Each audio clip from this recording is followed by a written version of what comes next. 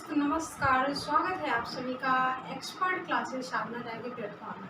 मैं साधना त्यागी आप सभी का स्वागत करती हूँ। दोस्तों, आज की क्लास में हम बात करेंगे हिंदी के ज़बरदस्त 12 क्वेश्चंस की, जो आपके टेट, सीटेट या सुपर टेट या किसी भी वनडे एग्जाम की अगर आप तैयारी कर रहे हैं तो आपके लिए बहुत ही ज़्यादा बेनिफिशियल होगा, आपके लिए लाभदायक होगा अगर आप हिंदी पढ़ रहे हैं तो चलिए आज की हम वीडियो को स्टार्ट करते हैं।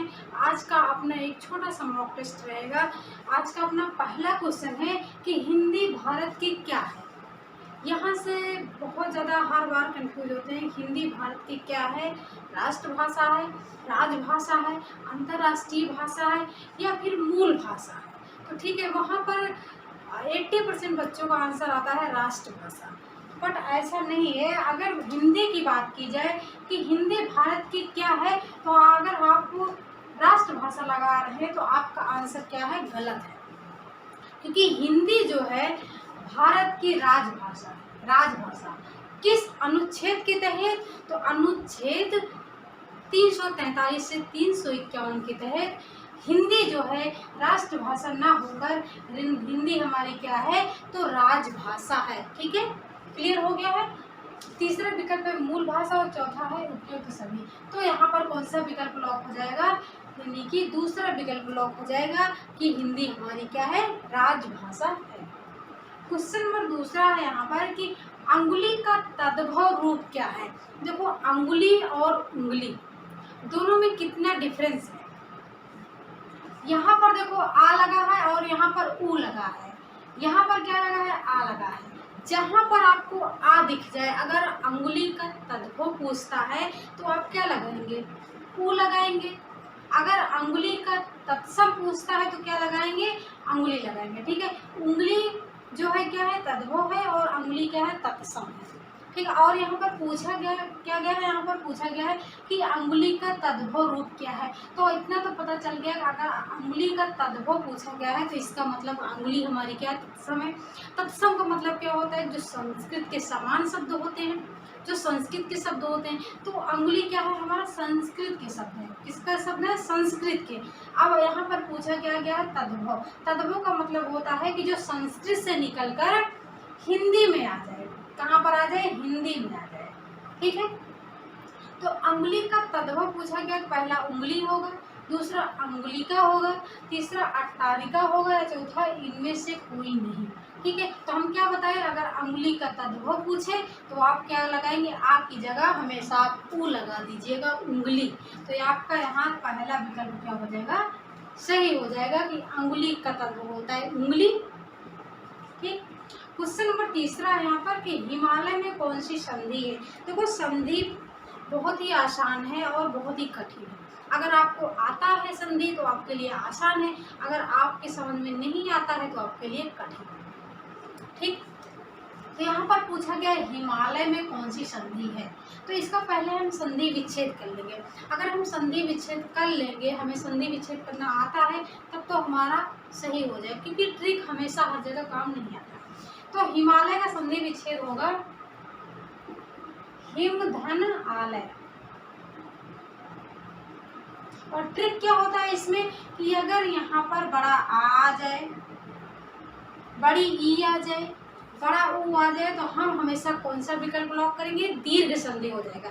दीर्घ का मतलब क्या होता है कि बड़ा, जब यहाँ पर आपका बड़ा आ जाए, बड़ी ई आ जाए, बड़ा ऊ आ जाए, तो हमेशा क्या हो जाएगा, दीर्घ संधि हो जाएगी। और यहाँ पर पूछा क्या गया है कि हिमालय में कौन सी संधि है, तो हमें यहाँ पर साफ साफ दिख रहा है कि माँ में कौन सा आ, बड़ा आ है, तो हम कौन सा विकल्प लॉक कर देंगे, दीर्घ संधि, यानी कि दूसरे विकल्प को क्या कर देंगे, सही कर देंगे, यानी लॉक कर देंगे। अगर गुण संधि की बात करें तो अगर किसी भी डंडे के ऊपर एक मात्रा है तो गुण होगी। अगर यड़ की बात करें तो यारा लावा के पहले अगर कोई आधा अक्षर चढ़ा है तो क्या हो जाएगा, यड़ संधि होगी। वृद्धि संधि की बात की जाती है तो जैसे तथैव हो गया, जैसे किसी डंडे के ऊपर अगर दो मात्रा है तो वृद्धि संधि कर देंगे। ठीक, तो यहाँ पर फिलहाल कौन सा विकल्प लॉक हो जाएगा, तो दीर्घ संधि हो जाएगा कि हिमालय में दीर्घ संधि है। ठीक, क्वेश्चन नंबर चौथा है कि जयद्रथ वध किसकी रचना है। देखो, बहुत ही ज्यादा इम्पोर्टेंट रचना है, जयद्रथ वध। ठीक, अगर बात करें यशोधरा की, यशोधरा किसकी रचना है, आप कमेंट में बताना यशोधरा किसकी रचना है। तो यहाँ पर पूछा गया जयद्रथ वध किसकी रचना है। तो पहला ऑप्शन है प्रेमचंद का, दूसरा ऑप्शन है मैथिली शरण गुप्त का, तीसरा ऑप्शन है तुलसीदास का और चौथा ऑप्शन है जयसी का। तो यहाँ पर जयद्रथ वध जो है वो मैथिली शरण गुप्त की रचना है। यहाँ पर दूसरा विकल्प लॉक हो जाएगा। अब आप यशोधरा किसकी रचना है ये आप कमेंट बॉक्स में जरूर बताना, ठीक है। अगर आपको वीडियो अच्छी लग रही है तो लाइक कर दो। अगर आप सेशन में पहली बार जुड़े हैं तो चैनल को सब्सक्राइब जरूर करना, साथ ही बेल आइकन को प्रेस करना, जिससे आपको आने वाली वीडियो का नोटिफिकेशन मिलता है। क्वेश्चन नंबर 5 है, क्वेश्चन नंबर 5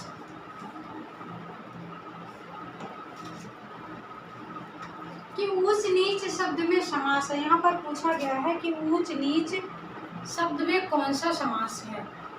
तो पहला ऑप्शन है कर्मधारय समास है, दूसरा है द्वंद्व समास है, तीसरा ऑप्शन है तत्पुरुष समास है और चौथा ऑप्शन है अव्ययी भाव समास है।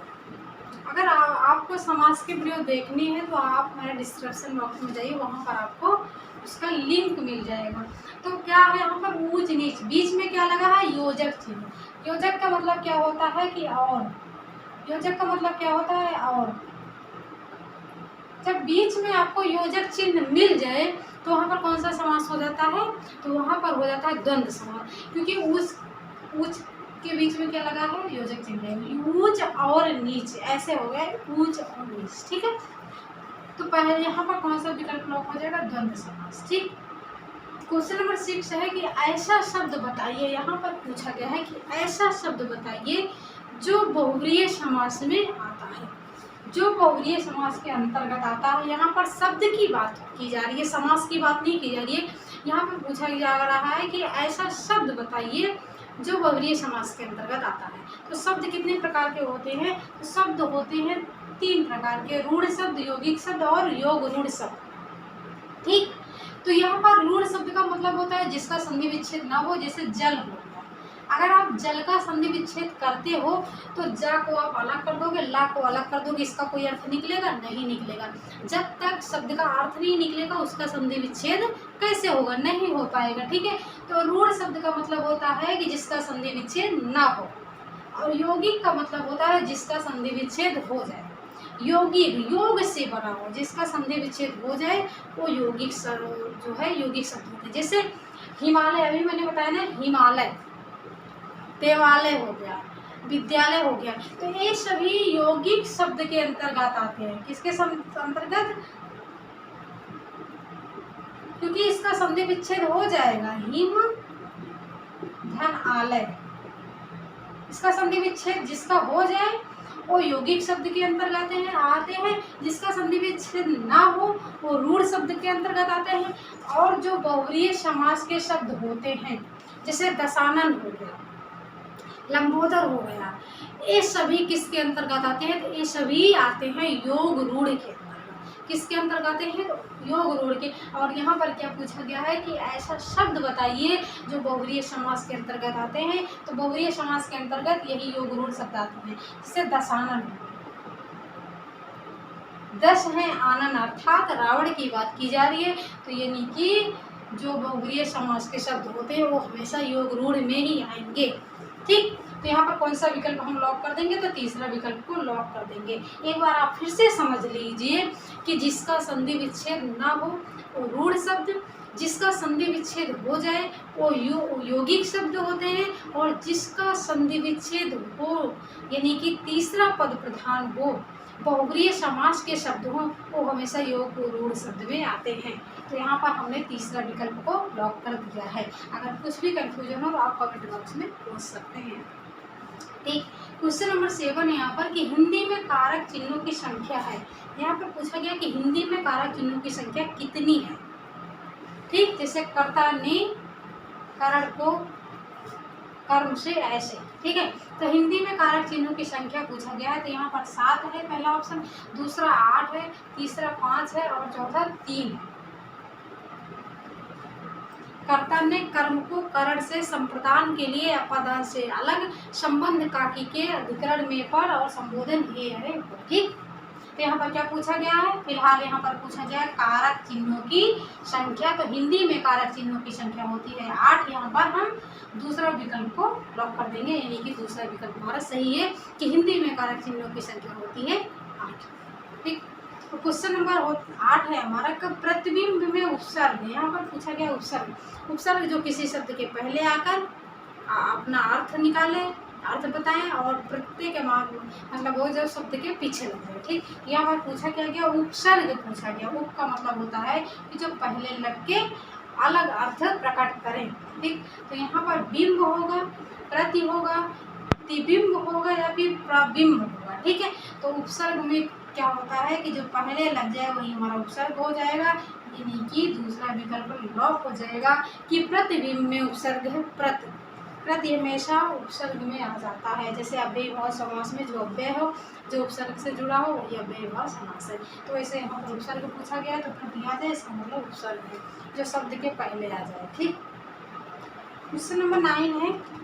यहाँ पर क्या पूछा जा रहा है कि यहाँ पर पूछा जा रहा है कि वह सुंदर है। इसमें सुंदर शब्द क्या है, ये जो सुंदर है रेखांकित है ये शब्द क्या है, गुणवाचक संज्ञा है, सकर्मक क्रिया है या फिर भाववाचक संज्ञा है या फिर इनमें से कोई नहीं। तो क्या कहा जा रहा है कि वह सुंदर है, यानी कि किसी के गुण की विशेषता बताई जा रही है कि वह सुंदर है। तो यहाँ पर कौन सा विकल्प लॉक हो जाएगा, पहला विकल्प क्रिया क्या है, गुणवाचक संज्ञा है। अगर सकर्मक क्रिया की बात करें तो यहाँ पर कोई क्रिया हो रही है, वह सुंदर है, यहाँ पर कोई क्रिया हो रही है, यहाँ पर कोई क्रिया नहीं हो रही है। और भाववाचक की बात करें तो जिसमें भाव प्रधान हो, यहाँ पर ना तो खुशी की बात की जा रही है ना तो उत्साह की बात की जा रही है। ऐसा शब्द जो हम दिखा ना सके, जो हम बता ना सके, सिर्फ फील किया जा सके, वो भाववाचक संज्ञा में आता है। तो यहाँ पर वह सुंदर है, इसका मतलब गुणवाचक संज्ञा में आ जाएगा कि उसके गुण की विशेषता बताई जा रही है। ठीक, क्वेश्चन नंबर 10 होगा कि आंसू किसकी रचना है। बहुत ही महत्वपूर्ण रचना है, ये कह लीजिए तो BIMP क्वेश्चन बहुत ही ज़्यादा महत्वपूर्ण कृति है। आंसू किसकी रचना है, आंसू की बात करें, झरना की बात करें तो ये किसकी रचना है। ठीक, तो पहला है जयशंकर प्रसाद, दूसरा है महादेव वर्मा, तीसरा AB दोनों और चौथा सभी। तो यहाँ पर हम पहला विकल्प को लॉक कर देंगे कि आंसू जो कृति है वो है जयशंकर प्रसाद जी की। किसकी है, तो जयशंकर प्रसाद जी की। यहाँ पर पहला विकल्प क्या हो जाएगा, सही हो जाएगा। क्वेश्चन नंबर 11 है, इनमें से कौन सा वाच्य का प्रकार नहीं है। यहाँ पर पूछा जा रहा है कि वाच्य का प्रकार कौन सा नहीं है। हम आपको बता दे रहे हैं कि वाच्य होते हैं 3 प्रकार के, कृतिवाच्य, कर्मवाच्य और भाववाच्य। अगर आपको वाच्य की वीडियो देखनी है डिटेल में तो डिस्क्रिप्शन बॉक्स में लिंक है, वहाँ पर आप देख सकते हैं। तो यहाँ पर क्या पूछा जा रहा है कि इनमें से कौन सा प्रकार नहीं है। प्रकार है कम आता है एग्जाम में, लेकिन प्रकार कौन सा नहीं है ये बहुत ही ज़्यादा एग्जाम में पूछा जाता है। तो हम यहाँ पर चलिए देखते हैं कौन सा नहीं है। तो पहला है कृतिवाच्य, ये है, दूसरा है कर्मवाच्य, ये भी है, तीसरा है भाववाच्य, ये भी है। यानी कि ये तीनों जो है वाच्य के प्रकार है, लेकिन ये दुकर्मक वाच्य क्या है, यही वाच्य का प्रकार नहीं है। ये क्या है, दुकर्मक क्रिया होती है, वाच्य नहीं होता है। यही विकल्प हमारा लॉक हो जाएगा। क्वेश्चन नंबर 12 है लास्ट क्वेश्चन कि विचार में एक प्रत्यय लगाने से क्या बनेगा। विचार में जब एक प्रत्यय लगा देते हैं तो क्या बन जाता है, तो यहाँ पर 90% बच्चे विचारिक को लॉक कर देते हैं बिना देखे सोचे समझे, लेकिन ये क्या है, ये गलत है। ठीक है, और विचार ये भी गलत है, चारिक ये भी गलत है। अब हमारा क्या बचता है, एक ही ऑप्शन बचता है, और क्या पूछा जा रहा है कि विचार में एक प्रत्यय। अगर हम विचार में एक प्रत्यय लगा देंगे तो क्या हो जाएगा, वैचारिक हो जाएगा। क्या हो जाएगा, वैचारिक। यहाँ पर पहला विकल्प क्या हो जाएगा, लॉक हो जाएगा। तो दोस्तों ये थे आज के 12 क्वेश्चन जो आज का एक मॉक टेस्ट रहा है, जो हमने बहुत ही ज़्यादा ये वेरी इंपॉर्टेंट क्वेश्चन को यहाँ पर लिया है। तो आपको ये वीडियो कैसी लगी और लगती है, अगर अच्छी लगे तो लाइक करना। अगर आप सेशन में पहली बार जुड़े हैं तो चैनल को सब्सक्राइब जरूर करना, साथ ही बेल आइकन को प्रेस करना, जिससे वीडियो का नोटिफिकेशन आपको मिलता रहे। और हाँ, अगर आपके रिलेटिव में कोई पढ़ने वाला है टेट, सीटेट या सुपर टेट किसी भी कॉम्पिटिटिव एग्जाम की तैयारी कर रहे हैं तो आप ये वीडियो को शेयर कर सकते हैं। Thanks for watching video. This is Sadhana Tyagi expert classes.